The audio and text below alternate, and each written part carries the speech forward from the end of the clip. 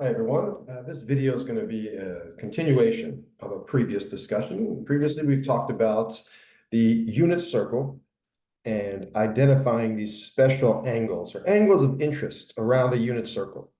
So we've got these multiples of 30 degrees, 30, 60, 90, 120, and so on. 20,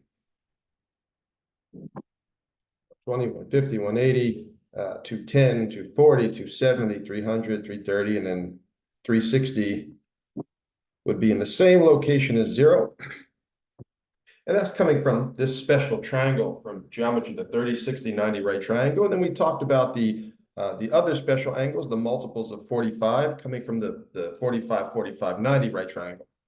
What we're going to talk about in this video, very important topic in trigonometry. It's foundational, it's fundamentally important, and that's evaluating the sine and cosine functions. Now remember, a function is an input-output machine.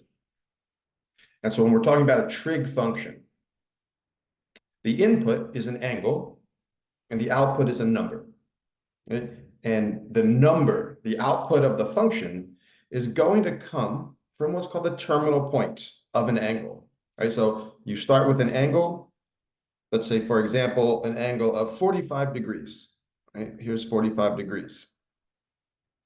And then where that terminal side of that angle intersects the circle,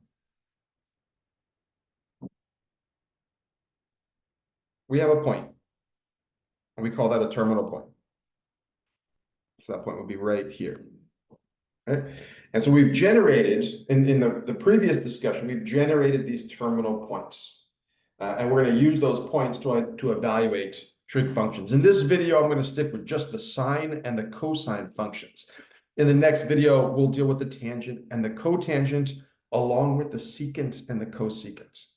Okay, so a terminal point for an angle. So this key word here is for an angle. You start with an angle, and the angle identifies the terminal point. So these, the ones that we're going to be concerned with in this video, are the terminal points for these special angles. And again, we're going to use them to identify the output values of the trig functions, or to evaluate the trig functions. Okay, so we have two functions in this video, the sine and the cosine functions. Now, definition: what is the sine function? And what is the cosine function? Well, first of all, we're not going to normally write out the words sine and cosine. We're going to use an abbreviation, right? SIN for sine and COS for cosine. Now, if you just write SIN by itself, that doesn't mean anything, right? That's like an empty square root. It has to act on something. It has to operate on something. So we take the sine of something, right? And what goes in here is an angle. And to evaluate this is to find the output value of the function. Same thing with the cosine function, and same thing with the other four. So by definition, I'm going to stick with this one and this one, sine and cosine. So number one, you start with an angle. Right? So we have an angle labeled here. This is angle theta. Once you specify an angle, then you get a terminal point.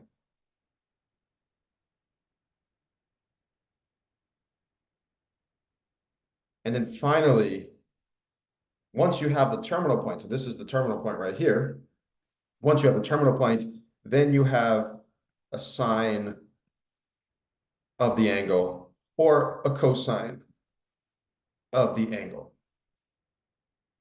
Okay, so the sine of an angle is the y value, the y coordinate of the terminal point. Right, so this, let's say I'll circle this y. This number right here, this is equal to the sine of the angle. The sine of the angle that gave you that terminal point. And the cosine of an angle is the x value. So this number right here, this x, that is the cosine of the angle. And that is how we identify the output value of the function. This is how we evaluate trig functions.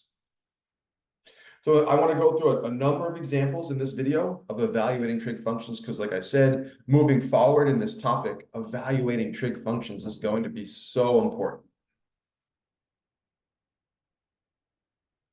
Okay, and we'll get to the secant and the cosecant, the tangent, the cotangent again in the next video.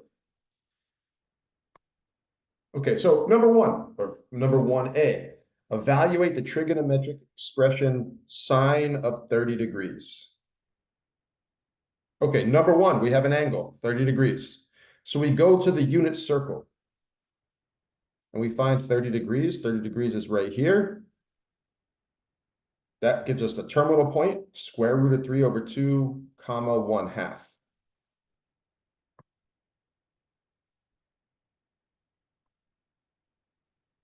Now the sine of an angle is the y value of the terminal point.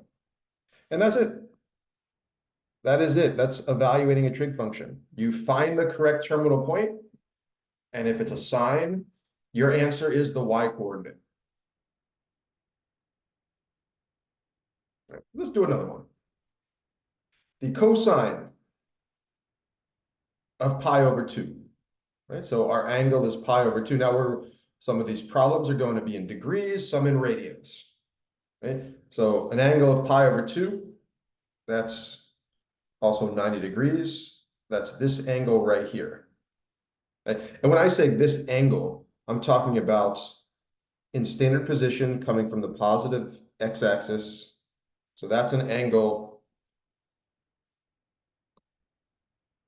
of pi over 2 radians. All right, so we go to the terminal point, which is 0, 1. And because it's the cosine function, we take the x coordinate. So the cosine of pi over 2 is equal to 0. Equal to 0. So it comes down to, you have an angle, find the correct terminal point, and choose the correct value from that point, the x value or the y value, the x coordinate or the y coordinate. Now, this is only for these special angles that we've already established, these terminal points. There's a lot more points on the circle. There's infinitely many points on the circle. But these 16 points that are labeled, these are the significant angles or the special angles, if you will. All right, moving on. Number 1, part C. Evaluate the sine of 120. Now you're going to start seeing repetition because we evaluate trig functions always the same way. When our angle is a multiple of 30 degrees or a multiple of 45 degrees, we go to the unit circle, we find the angle, there's 120, gives us this terminal point. And we're talking about the sine function. So again, we go with the y value. The sine of 120 degrees is equal to the square root of 3 over 2. All right, next one, cosine of negative pi over 6. Now, this is not cosine minus pi over 6. The minus is a negative angle. And so we might want to put parentheses here just to make it more visually apparent what's going on. So we've got the cosine of negative pi over 6. Now, a negative angle means you rotate down, you rotate clockwise.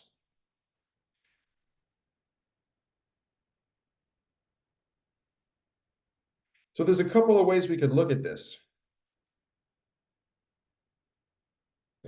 We could find a coterminal angle. So we could take negative pi over 6 and add one full circle, which will give us another angle in the exact same place, the same location, which means the same terminal point. And if we're going to add a fraction with a denominator of 6, we could only add to that another fraction with a denominator of 6. So 2 pi could be written as 12 over 6 pi. 12 over 6 is 2. And that gives us 11 pi over 6. So we can rotate positive 11 pi over 6, right? And that will put us right here. Here's 11 pi over 6.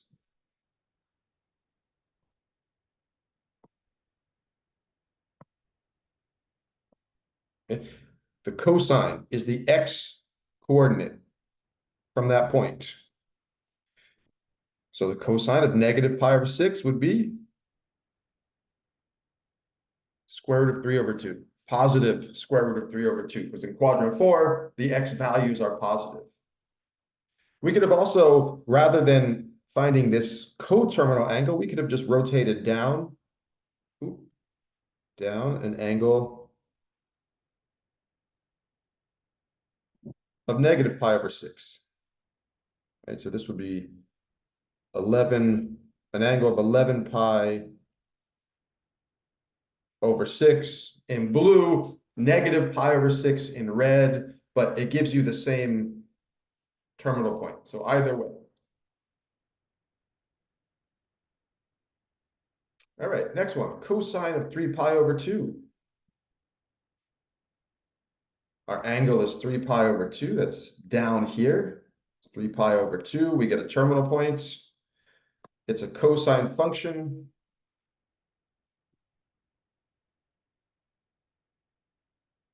Cosine is the x value. So the x value of the terminal point is 0. Is 0. All right, looking good. Sine of negative 7 pi over 6. Again, let's throw in some parentheses.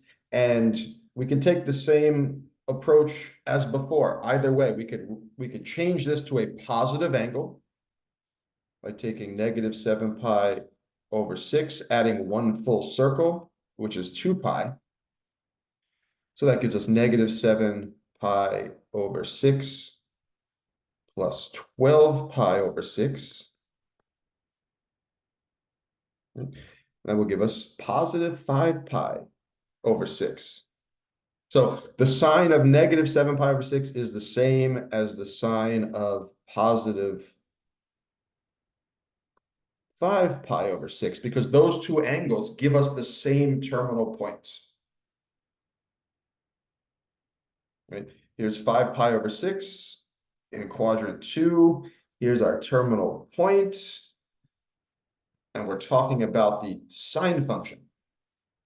Sine function means y value. So our answer is 1/2. The sine of negative 7 pi over 6 is 1/2. The sine of positive 5 pi over 6 is 1/2, because those two angles have the same terminal point. And so we could go 5 pi over 6 in the positive direction. Or if you're fine working with negative angles, we could go negative 7 pi over 6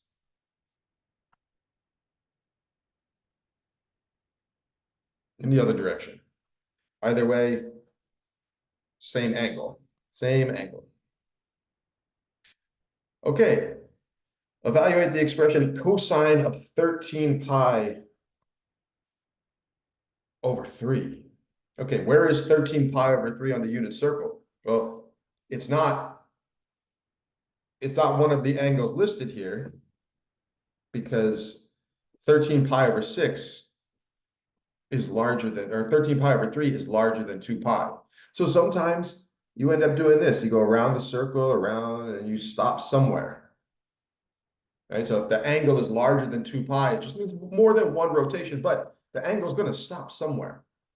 So what we could do is take the 13 pi over 3 and subtract 1 full circle. Try to find a coterminal angle between 0 and 2 pi.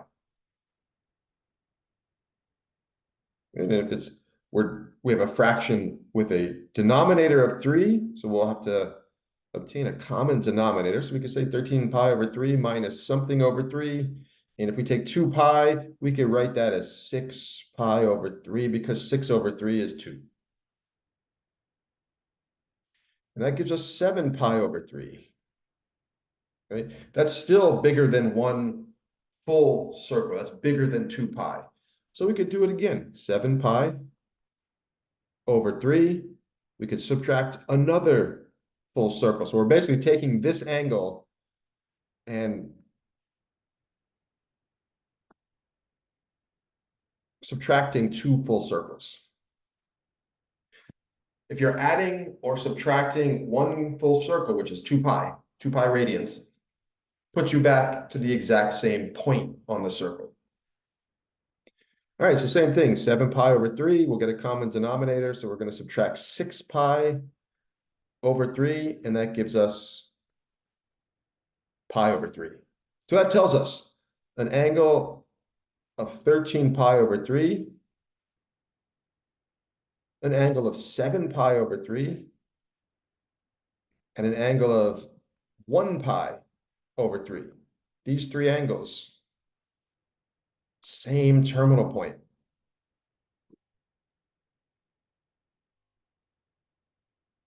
And so what this angle looks like, 13 pi over 3, it's one time around the circle, another time around the circle, and stop at pi over 3.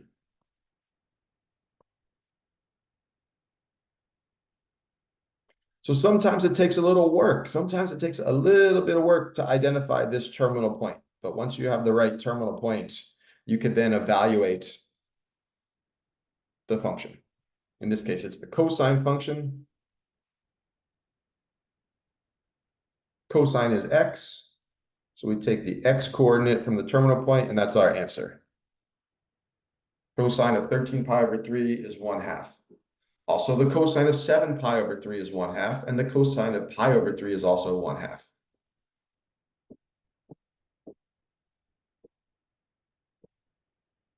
Here's another one that's a little bit more straightforward. The cosine of 3 pi over 4, because 3 pi over 4, that's one of the angles on this first trip around the circle. 3 pi over 4 is right here. Gives us this terminal point, negative root 2 over 2, comma, positive root 2 over 2. And so it's the cosine function. Again, we take the x value. So the cosine of 3 pi over 4 should be negative root 2 over 2. Negative because this angle is in quadrant 2 and all those x values to the left are negative.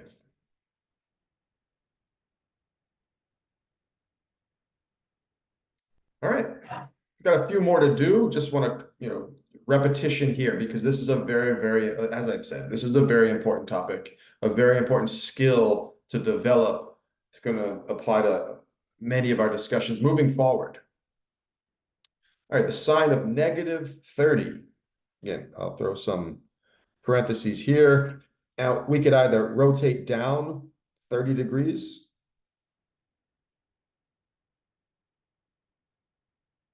or we could look at a coterminal angle. So we're starting with negative 30 degrees plus one full circle. But in this case, we're not going to add 2 pi because we're working with degrees. So we'll add one full circle in the form of 360 degrees. Negative 30 plus 360 will give us positive 330 degrees. And that's the same location, same terminal point, except we're going in the positive direction. Either way, puts us at this terminal point, positive root 3 over 2, comma, negative 1/2. We're dealing with the sine function, so we take the y value. So the sine of negative 30 is negative 1/2. Let me redraw that negative sign so it doesn't blend in with the fraction. Okay, negative 1/2.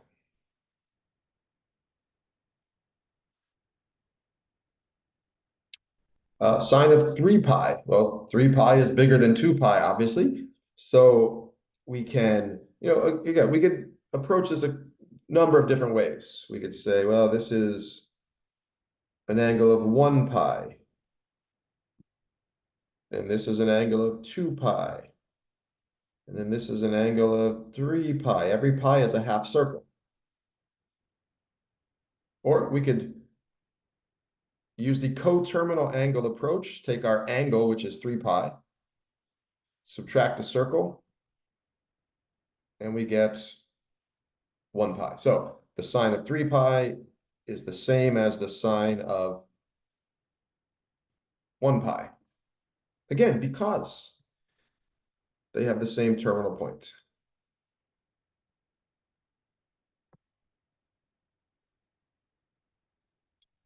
Sine function is the y value, so the y value is 0. So sine of 3 pi, 0. Also sine of pi, 0. All right, let's see what else we got. Okay, moving on to number 2. I think there's just a few more. Evaluate the trigonometric function or expression sine of negative 135. I don't know why I changed it to number 1 to number 2. It's the same type of problem, right? Negative 135, that means we go in this direction 135 degrees, or coterminal angle. Negative 135 plus 1 full circle, which is 360 degrees.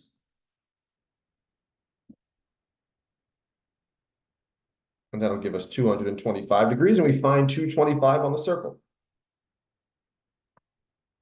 So that's down here in quadrant 3, 225. Gives us terminal points.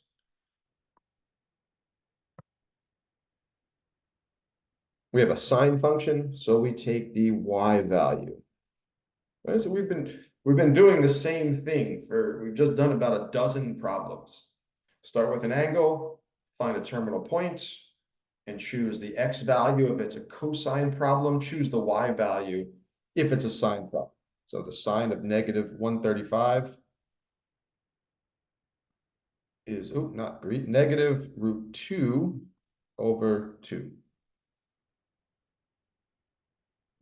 Which is also the sine of positive 225 would be negative root 2 over 2. Same terminal point.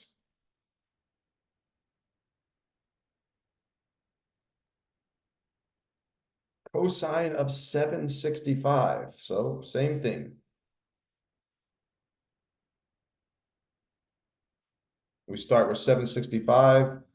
Let's try to bring it down to some angle between 0 and 360. So let's subtract 1 full circle, 360.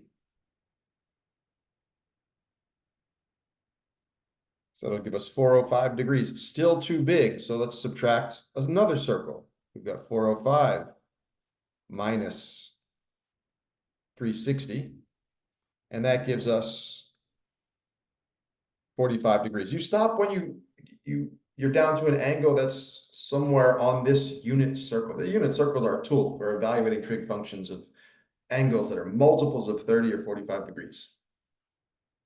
So the cosine of 765 is the same as the cosine of 45. So we go to the circle, we find 45 degrees. It's over here.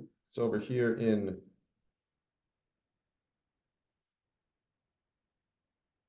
quadrant 1. We've got a terminal point.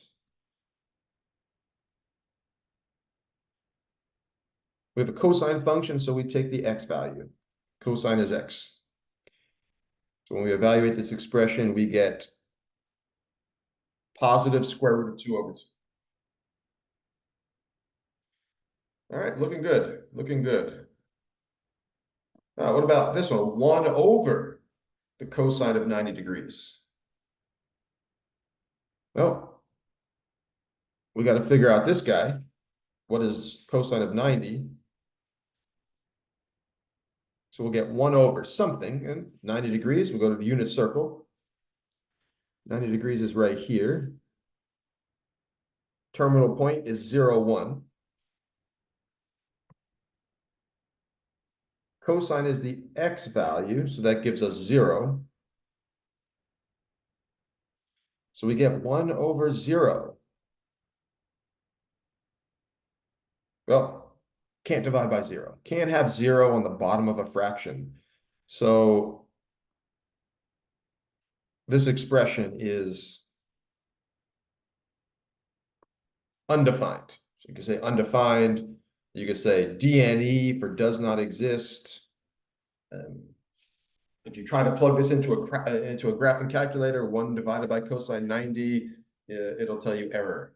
Probably give you a message like error domain, something like that. Right, so this expression is undefined. And I think the last one I want to do today, sine of 150 divided by the cosine of 150. And so this is just two separate problems. Evaluate sine of 150, you get a number. Then evaluate cosine of 150, you get a number. So our angle is 150 degrees. Find 150 on the unit circle. So that's over here in quadrant 2. So we've got this terminal point, and we're going to use both the x and the y. We're going to use both the x and the y.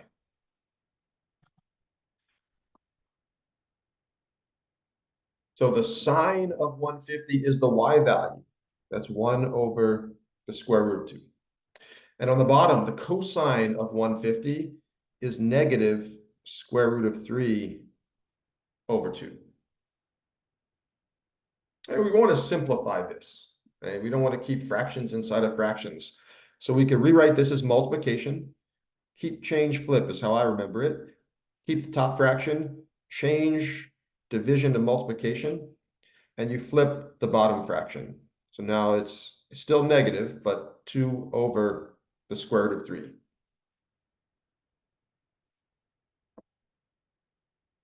Okay. Now it's multiplication, top times top, bottom times bottom, but we've got some a couple of 2's here, a 2 on top, a 2 on the bottom, so they're going to cancel. We get negative 2 over 2 times the square root of 3. We can cancel those 2's. 2 over 2 is 1. So now we've got negative 1 over the square root of 3. Now this is still not simplified. Right? For a fraction to be considered simplified, we have to remove any common factors, which we just did, and remove any square roots or any roots from the denominator. So we cannot keep a square root of 3 in the denominator, so we're going to rationalize. And rationalize just means multiply by the number 1, but in the form of a fraction. Right? Any number over itself is equal to 1. So we're going to use the square root of 3 divided by the square root of 3. We're only focused on the bottom. We're only focused on this part. Right? The square root of 3 on the bottom. So if we take the square root, that's an ugly 3. If we take the square root of 3 times the square root of 3, what does that give us? That's the square root of 9. Okay, so we get negative square root of 3 divided by square root of 9. We still have a square root on the bottom, but that square root, 9 is a perfect square, so that evaluates to a whole number. Negative root 3 over 3. So that would be our final answer. Now, you could write negative square root of 3 on top and a 3 on the bottom, or you could put the negative sign out front, square root of 3 over 3. I tend to put the negative sign out front, but it means the same thing. You're fine either way. So I'll say negative root 3 over 3. And that's a number, negative root 3 over 3. That's a number we're going to see in the next video when we talk about the tangent, the cotangent, the secant, and the cosecant functions. Because it turns out the definition of the tangent function is this fraction right here, sine over cosine. All right, that does it for this part of the video. I'm going to pick this up in the next video, just a continuation of this worksheet.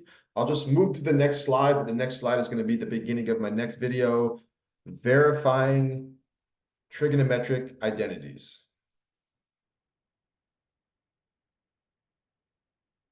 And this specific problem, we're gonna evaluate this one. But the general topic will be verifying and using trigonometric identities. All right, that's it for now. I hope this was helpful.